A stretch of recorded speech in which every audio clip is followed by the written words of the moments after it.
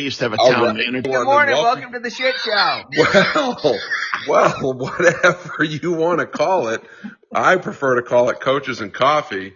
You guys want to call it the shit show, but I guess they're all one and the same. So good morning, Wizard. Morning. Morning, Professor. Good morning. All right. So we thought we would start this podcast off with a new episode, and we'll let our listeners say whether they approve, deny, don't care, don't even listen, I guess. This is going to be an interesting one where one of us started this shit show this way and the other two don't care, but go ahead. Well, we'll see all of the comments. I'm sure we've actually had some comments this week, which was nice to see. Somebody put some kind words in there about the professor's old AAU program and it's what it's all about. But so we're going to do maybe 30, 45, maybe a minute. I'm challenged to whether or not I can get mine in within the you're challenged, all right. 45. Thank you. Appreciate that compliment. You got a 50-second lead in to the 30-second thing. Christ, we're already freaking behind the eight ball. Well, some of us live our life that way, my friend. All right. So yesterday was the 40th anniversary of the death. Wait, you didn't even introduce this. Okay, all right. You want me to start over? So we're going to pick. Well, I mean, if you're going to do the thing, at least say what it is that we're doing. Don't just lead into that. I mean, okay. Our listeners aren't as educated as you are in some cases. Or you, right. I get you. All right. So I did start to say we were going to do a 30 to 60 second monologue on a topic of our choosing. Could be a story from the week, could be about sports, doesn't have to be about sports. And each of us are going to take a turn each week, giving our 2 cents, so to speak, and go from there. So is that good enough lead-in? That's perfect. Okay, good. All right, now that we're through that, so 40 years 40 ago, seconds, on to the Wizard. 40 years ago, yesterday, the Len Bias story, or Len Bias passed away at the University of Maryland. The story behind him was the Celtics, in what's a rarity, had won the 1986 championship, and they had the number 2 pick in the draft that summer, and they drafted Bias. And on June 19th, he took a fatal overdose of powdered cocaine in his college dorm room. Not known for doing drugs, obviously made a bad decision. But it kind of put the Celtics organization, although they did make it to the finals the next year, into purgatory for 2 decades before they got back to the finals again in 08 and won it.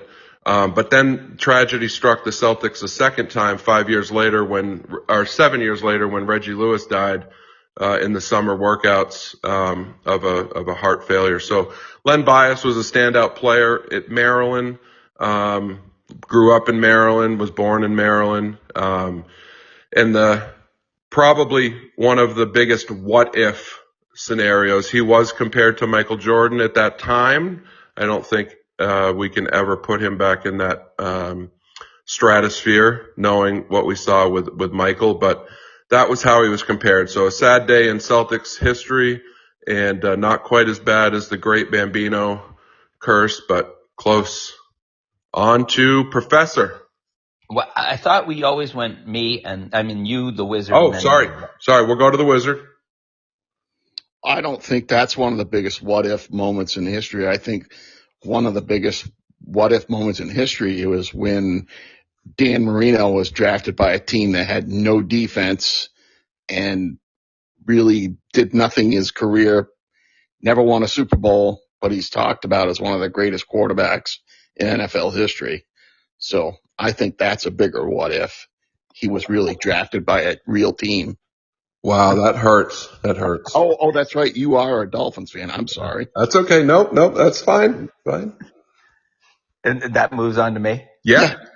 I'm going to go a whole different route after the 4.5 minutes of introduction here. And my monologue today are two pretty sad stories, actually. I want to just give a shout out to Chris Cook, Thetford girls basketball coach, who right now is going through a big battle with it looks like brain cancer. and they're doing a fundraiser at the Hungry Bear in Bradford. I wish I had the date, but I think it might be this weekend.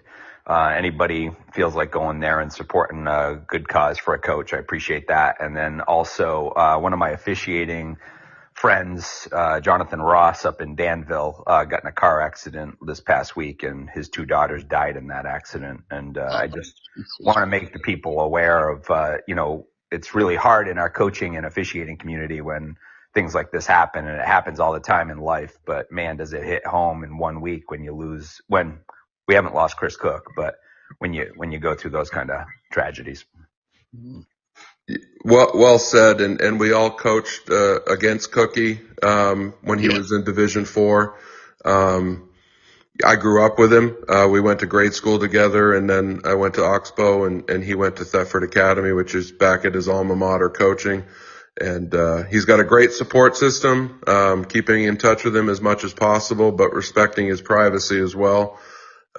So yes, we pull for him. I didn't know Mr. Ross, but I did read the story after talking with you the other day. So, sad story, but these are the things that happen, and the relationships that we develop with other coaches or other officials in your case, they all hit home. And I think all of us can attest to, somebody battling cancer in our lives at some point. It's sad. Yeah, absolutely.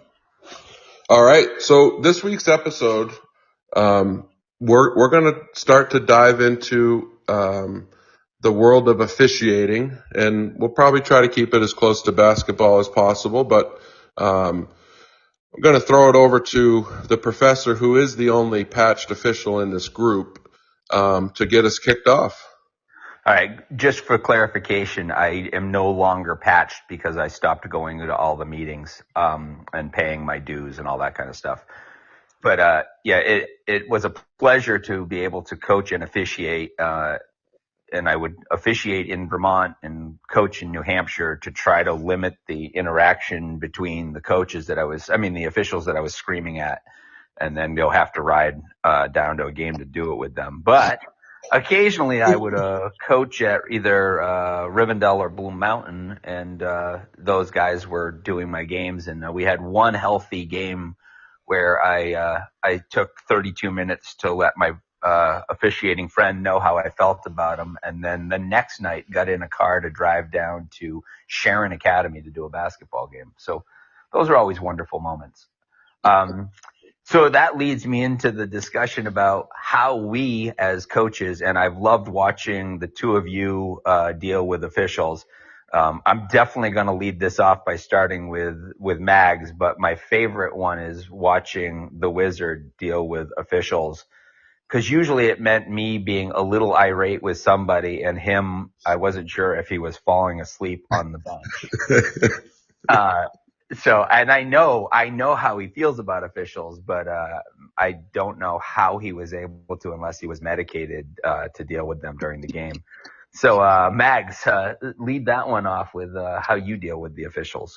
Well, on and off the court. Oh, yeah. Oh, well, first off, the reason why we start at 5:00 girls basketball now is because of the Wizard. 5:30 got to be a little too late for a start for him, so that's probably why he started to doze off on the sidelines. Same to you guys. Like normally, I remember coaching against Cass. He rarely stood unless it was to come on the floor for the game or go to the locker room. He was always sitting. Russ, you're always up and pacing, similar to myself. So I guess it depends. I mean, I think we've all done this, but I've done this long enough now where there's not many officials that I don't know. Sometimes in the playoffs, you'll get, officials that you've never seen, which understandable. But the shortage of officials is causing us to see more. I don't know. I guess I try to be honest. I try to be respectful. Sometimes it's difficult in that, I'm an emotional and I speak with emotion, during a game. And something might happen, somebody might travel in front of us and, my response is, hey, that's a travel or whatever. And it's just the not being able to control my words, I guess. But try to have good conversation with the officials throughout the game. There's some officials that you can talk to, and some officials aren't interested in conversation. Some officials you can ask them a question and you can yell it at the top of your lungs, and they pretend they don't hear you. And others you can quietly ask them, and they'll come over and they'll explain what they saw. One of the things that I think we'll get into at some point, all I ever want as a coach is the consistency from the beginning of the game to the end of the game. So if it's a foul in the first quarter, it's got to be a foul in the fourth quarter, regardless of what the score and time is. But outside of basketball, there's a few officials that I've got to know on a personal basis. It's funny. We will go out and talk about games that they might have done, and I don't know. I think we're all human in the end, and hopefully over the years, the officials don't think that anything I say is a personal attack per se, but really just try to keep open communication, not try to make them look awful if they make a bad call. Yes, let them know how I saw something like that, but I think we have enough fans. I mean, sorry, not fans. I think we have enough officials in the stands that make their job as miserable as possible already. So that's what I got. Yeah, I mean, my approach is kind of the same as far as, they're human beings as well. and like any profession, you have your people that excel and you have your 10% who obviously really don't give a shit. I mean, it's obvious when you do a game and you have, especially when you have a 3-man crew, it's obvious when officials are making calls in sections of the floor that they're not even supposed to be covering, that they're trying to cover for somebody. I never really got too out of hand. The few times that I had technical fouls called on me, it was because, one time I said, I think my words were, "That's not right." And there were another time was, "She didn't even touch her." And in fact, when I did the game where I said she didn't even touch her and got a technical foul, the other referee came to me after the game and said, "You were right. She didn't even touch her." So tee him up. Yeah, right. But I mean, I never swore on the floor like that. I never wanted to embarrass my kids, embarrass my family, and especially embarrass my wife and come home and have to deal with her saying, "If you can't act any better than that, you might as well stay home." I did have one person that was a nemesis, and he was a Vermont official that after one game, I told him that he should not cash the check that he was going to receive because he did not earn it. And the very next game, he teed me up 30 seconds into the game. So, it's as long as you're calling the calls like traveling and the fundamental calls and making those calls, and the game is safe. I did have a recording. I probably can't even watch it now because DVDs are gone out of existence. But a game where a player was getting a screen put on them out of bounds. The player got knocked out of bounds right in front of the official, and there was no call. I didn't show it to the official because he's a very prominent one, and I'm not going to upstage or try to embarrass anybody like that.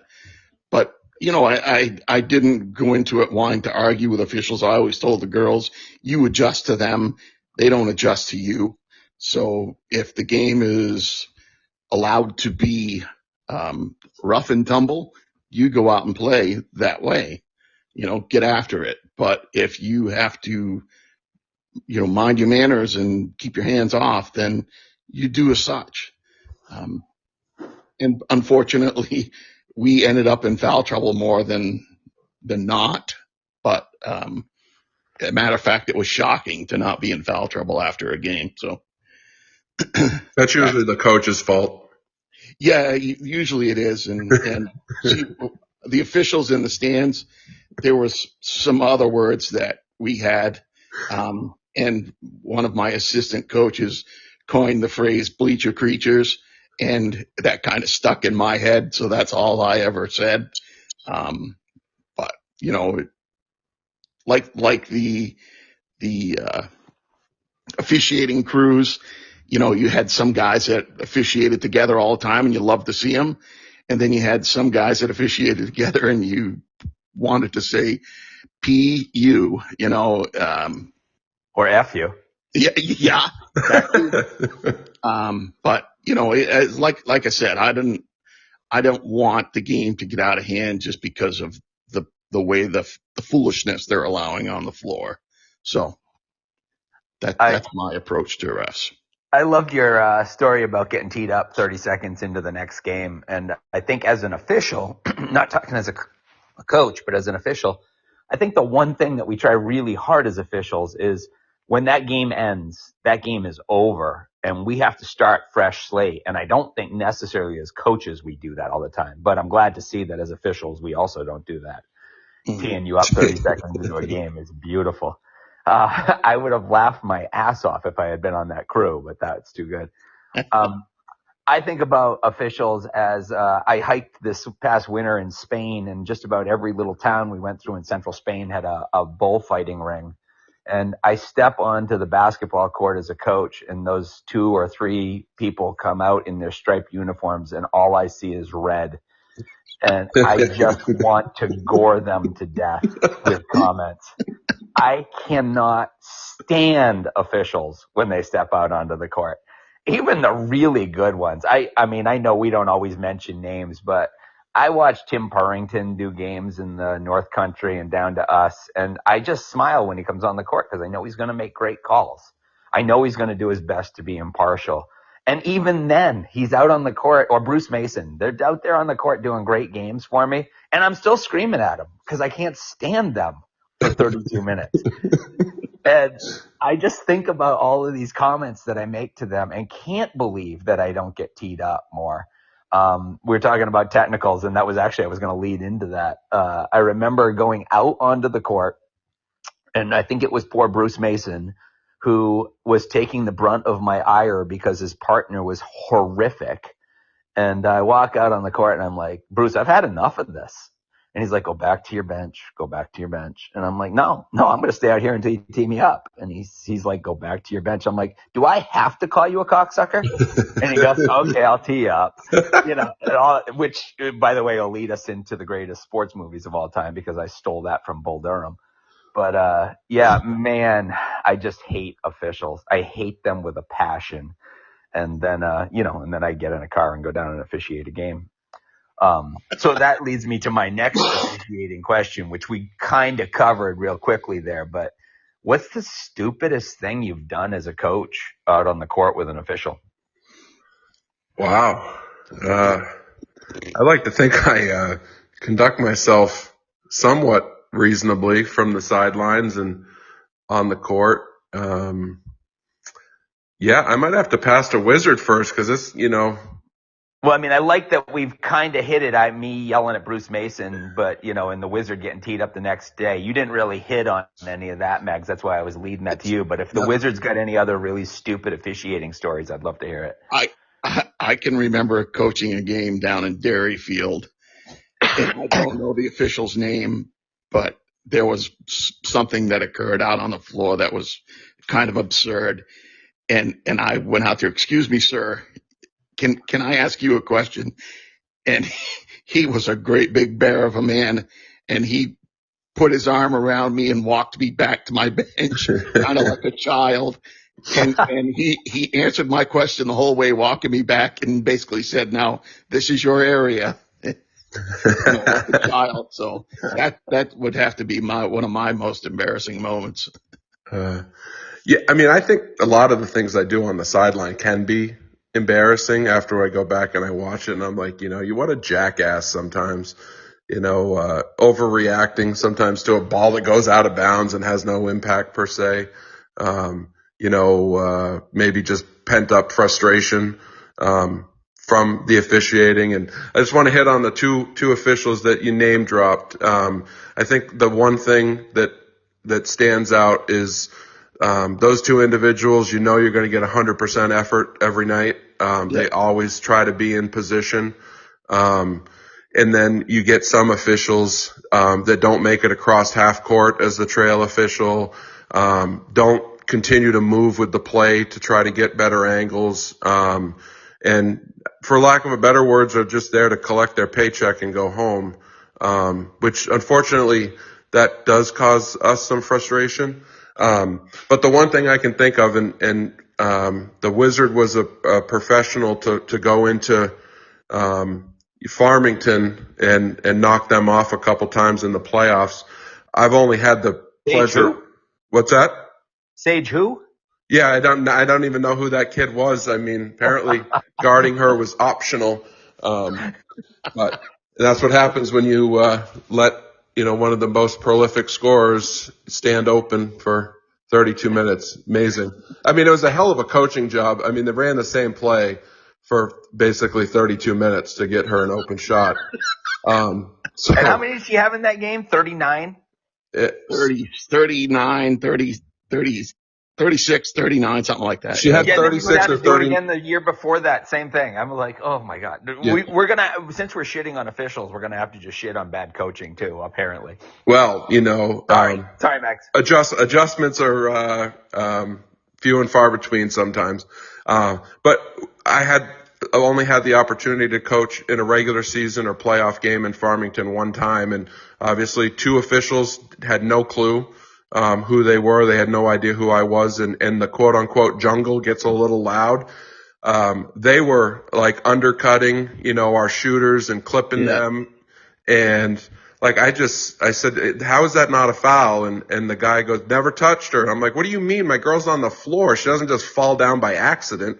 Mm-hmm. And, that was probably, I would say, less than halfway through the first quarter, and they'd done it about 3 times. And he goes, that's enough, coach, back to your bench. I was still in my box. But I'm like, okay, this guy isn't one that I guess I can talk to for the rest of the night. But that's the one instance that comes to mind. I'm sure there's some disappointed officials out there that I'm not remembering currently that would have loved to have their story told about my being a complete ass. Yeah, I can think of incidents of you being a complete ass and I wasn't the official in the game. We've got some great stories about the two of us going against each other. Yeah, we're going to have to save that for another episode. But still, my favorite reaction to yours, and it's on tape somewhere, is, you can't go through screens like that.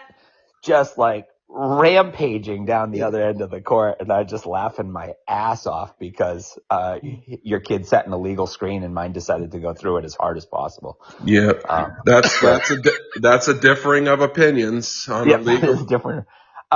So my favorite story is also down south at one of those southern schools, and apparently the northern officiating must be a lot better than the southern. But we're down there, and the guy makes the wrong call. And I say to him, it's a foul while the ball is in the air on a shot. It's just too hard to get into, but that is not a team control foul at any point. And he calls a foul on the other team and then doesn't let us shoot free throws in the bonus. This is the days of when you had the single and double bonus. And I said, it's just the wrong call. We should be shooting. He goes, no, you're thinking of college, coach. And I said, no, I'm definitely not thinking of college. And he says, you want to bet? And I said to him, yeah, I would love to bet. And he goes, what would you like to bet? And I said, your life. And he goes, you're pretty confident, huh? And I said, well, I teach the class. I should know the rules. And he walked back out on the court and never spoke to me for the rest of the game. But I also never got a call for the rest of the game. So was he an NBA ref? What was his last name? Yeah, I think he might have been an NBA official. But yeah, we want to bet. Want to bet. We bet his life. Thankfully, we didn't have to take that. I would have had the Wizard come down and have to take that up for me. But see, So when we originally decided that we were going to start shitting on officiating, we were going to call it Shitting on Officiating 1, 2, 3, and 4. We might end up having 8 episodes, but what we won't do to the listeners or the officials is run this back to back to back to back. We have so many things to talk about, like AAU officiating, the NBA versus, college. It just goes down some crazy calls, the hardest ones to call. What I want to say from the officiating standpoint is while we shit on them, and you guys kind of covered this, there's a group of bad officials that just don't work. But most officials are out there working just as hard as good coaches are. And it's really hard to officiate. It's really hard. I feel bad that most places have gone away from these classes that we teach where we get these new recruits in and we teach them how to the book, but we also teach them how to blow a whistle and that kind of stuff. It's now pretty much all online. But if you have any inclination to do it, we are struggling constantly with getting good officials or any officials. Go on to the IABO site and look it up, pay your whatever amount of money, and get a hold of the different officials around the area. They're mentors. When I got back into officiating, Bruce Mason let me officiate with him a bunch on scrimmages, and it was a huge help. So, and I've done that for a bit, and I've got some kids out there that have been officiating for a while. One of them's hopefully going to be doing some D1 college games pretty soon, and the paycheck, while that's not what this is about, is pretty significant. I think if you're a great D1 level college official, you're making $3,300 to $3,500 a game. So, get out there and think about it. Anything you guys got left on officiating before we move on to our GOAT debate? The only thing I want to stress is, especially to New Hampshire with you pay peanuts, you get monkeys. So, you need to step up to the plate and figure it out. And I think that would help a lot because some of these guys put in full day's work and then they come out and they're out on the floor for 3 hours a night, and, they should be compensated appropriately. Yeah, well said. Not about the monkeys and the peanuts per se, because there's some of those officials that we do like, and it's really not always about the money. I know that would be a factor. I just think there needs to be some more administration that steps up as well to the plate and takes care of unruly fans and sets examples instead of letting people sit game after game doing the same thing. Have them leave for a night, and then the next time have them leave for the season, that they want to act that way, and maybe it'll clean up the stands a little bit. That place was called the Ambush too, not the Jungle. Well, I've always known it as the Jungle, but you ambushed all right. Yeah. And piggyback on the Wizards comment, I think a lot of people think that officials at the high school level get paid really well. And I just want to say, I would get a $90 paycheck for a varsity game, which sounds pretty good, but I would leave work early. I would drive to Essex, Vermont to do a game. You have to show up at least at halftime of the JV game to rate your JV officials doing the game, and then you drive home. So for, roughly 5 to 6 hours of work, I would get $90 plus a little bit of travel money. That's ridiculous. So coaching and officiating, is one of these loves that everybody does. And while I am absolutely hammering on officials, 99% of them are doing it for the love of the game and the kids. And, I have a hard time really actually being angry at officials who are working really hard. Some of them have made some bad calls and I scream at them, and I go down into their locker room afterwards and I say, I'm really sorry. You guys did a great job. And I know that even though you absolutely screwed that call and almost cost me the game, you still had the kid's mind and, kids the best in your mind. So. I think, but that's part of coaching. That's part of anything we do, the emotion of the moment. Like we say things, we all want to protect our kids, I think, and we probably go overboard sometimes. But it's the good officials that understand us, know that it's not personal, and move on. And you're right. A high majority of officials are doing it because they they do enjoy the game, and obviously the paycheck isn't the motivator. And I don't think it's a motivator for any good coaches over the years, because I'm pretty sure we haven't become a millionaire yet doing this. Nope. I mean, I think we've all made at least $1.75 an hour. I don't know about up in the Wizard. They pay him in Canadian, and that's reduced at like 70%. So yeah, maybe the COVID year, because we had to be on break for 10 days. Thankfully the Wizard and I missed that.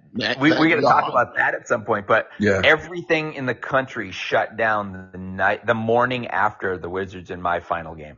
Yeah, yeah. I mean, you guys. I mean, I always wanted to point the blame somewhere. The other thing was that I got married the month before that. That could have had a catastrophic 22. That's right, buddy. Don't forget it. And except for the 22, buddy, it was 20. 20. I thought it was 22. No, it was 20. Oh, that's right. Yeah, I was coaching in 20. But we got to give a huge shout out to Megan, because you married the single most wonderful human being in the entire world. A saint. Absolute saint. And Wizard and I have talked about this off air before without Mags around. She is a superhuman, and she is our hero. Yes, absolutely. I'm sure that she stopped listening to our episodes after 5 minutes of episode 1. But, if she does listen to this, I couldn't agree with you guys anymore. You better. All right, we're at 31 minutes. I told you we were never going to get through this. This monologue thing cost us 26 minutes this morning. It cost us 4.5, but who's counting? Yeah. So my GOAT debate, my pick this week is the greatest sports movies of all time. And what I've asked for is the top 3, but you have to pick a definitive number 1. The guy that I'm working on a project with right now, he was born in 1990, and his pick is Cool Runnings. So I wanted to ask somebody a little bit younger than that. He says he watches it all the time. And so when I pick my picks, you guys are going to laugh at my number 1 pick too, because I watch it all the time. And almost any time after a late night game coming home, I would sit in my living room with the TV on, laughing my ass off, and my wife would come out blurry-eyed and she'd go, "Are you kidding me? You're watching this shit again?" So anyway, that's my lead into that. So I'm going to lead this off in our normal order of Mags going first. Hit it, Mags. All right. Well, as you asked, I narrowed it down to 3. They're going to be all basketball movies, just so you know. There was a 4th that wasn't, but my top 3 were Glory Road, Hoosiers, and Coach Carter. And it came down in my thinking of maybe 50 seconds between Coach Carter and Hoosiers. Coach Carter, because it reminds me a lot of myself and a lot of coaches, where academics has to be first and foremost, in a student athlete. And obviously all 3 movies that I picked were based on true stories. There were some fictional parts of the movies that didn't necessarily happen. But my number 1, I guess greatest of all time, not just basketball, but sports movie would be Hoosiers. Because of the underdog mentality. And one of my favorite lines from that movie, and I know I'm not a movie guy, you guys are going to learn that if they ever do a podcast here about movies. You probably won't hear me speak much, which a lot of listeners would probably appreciate. But my one of the favorite lines from that is, "My practices aren't designed for your enjoyment." So Hoosiers, shout out to Gene Hackman, may he rest in peace. Dennis Hopper, good flick. Nice picks, Mac. Yeah, not bad at all. Did take one of mine, but mine are going to be, I like The Natural. I liked Hoosiers, and I also liked League of Their Own.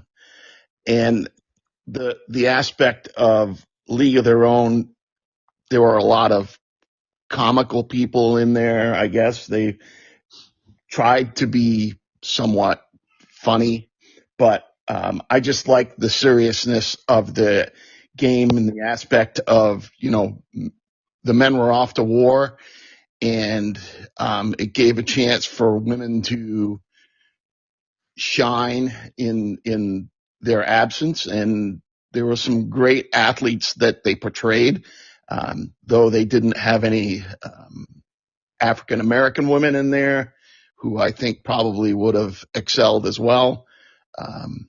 There were some great parts of the movie. The Natural, it was just a good movie all around, I thought. And Hoosiers is again, speaks for itself. So. And your number one? Oh, I'm going to have to go with League of Their Own. I love that movie. Nice. Okay. And I had mentioned Bull Durham earlier. It didn't make it into the top three. My number three is The Sandlot, probably one of the ones that I laugh the most at. And in practice, probably the one I quote the most. I would often say to the occasional player, if I had a dog as ugly as you, I'd shave his butt and tell him to walk backwards. That usually got a good look. My number two, and the movie I've probably watched second most of all time, is Caddyshack. Yeah. And then my number one, and my wife is furious again for me picking this. She says it's not even a sports movie, but I've told her the entire movie is about a sport, is Big Lebowski. Oh, yeah. Yeah. So, that is a which fun I movie. also quote regularly, but on this family kind of a show, I can't quote it. So we'll skip that. I think there was one point it had the most times it dropped the F-bomb in a movie. That has been since replaced. But those are my top three, with The Big Lebowski being number one. And Mags, you've talked about this before, but we've started to get people, throwing in. I picked this topic this week because everybody has seen movies and sports movies, even Mags has. So, if you're listening, go ahead and make a comment on it so that we can see it. I saw one listener voted, put in their NCAA player. That was awesome. Yeah, so, Candace Parker. Put your movies on our thing so that, it looks like we actually have people listening for more than 8 or 9 seconds, which I understand. Yeah. I mean, even if you only listen to like 5 minutes of the podcast, this is the best 5 minutes probably, is the GOAT debate. I don't know. The monologue, both the Wizard and I think the monologue's really gone over pretty big. Yeah, that was a torture. Well, I'm sure it's called worse out there by our listeners. And hey, every good podcast has to evolve, evolution, remember? Yeah. Like cheese. Like we're on the, what is it? We're like pre-Magnon Man, right? Still, Not